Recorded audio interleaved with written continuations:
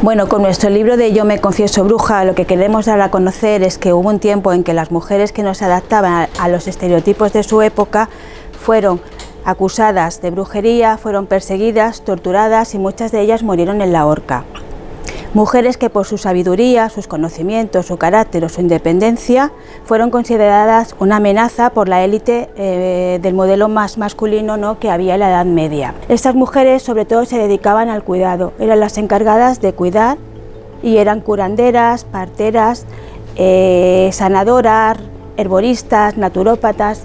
Y por todo ello, pues, los médicos de aquella época consideraron que eran una amenaza para ellos. Todo ello desembocó, digamos, en una caza de brujas, ¿vale?, por los conocimientos que tenían estas mujeres, porque no solo fue una explosión de histeria colectiva, que es lo que se cree, sino fue, digamos, el aprovechamiento por este modelo, por este patriarcado imperante, para, digamos, tapar el descontento social de estas personas.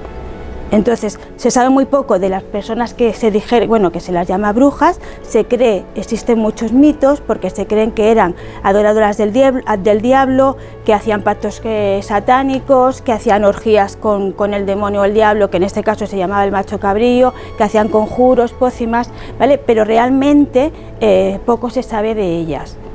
Por eso este libro lo que quiere simplemente es dar voz y visibilidad a estas mujeres que además cuidaban, ¿no?, como las enfermeras, ¿no?, y dar visibilidad, porque fueron unas 70.000 personas las que murieron en 200 años. En una tercera parte eran mujeres, con lo cual es el primer feminicidio documentado de la historia.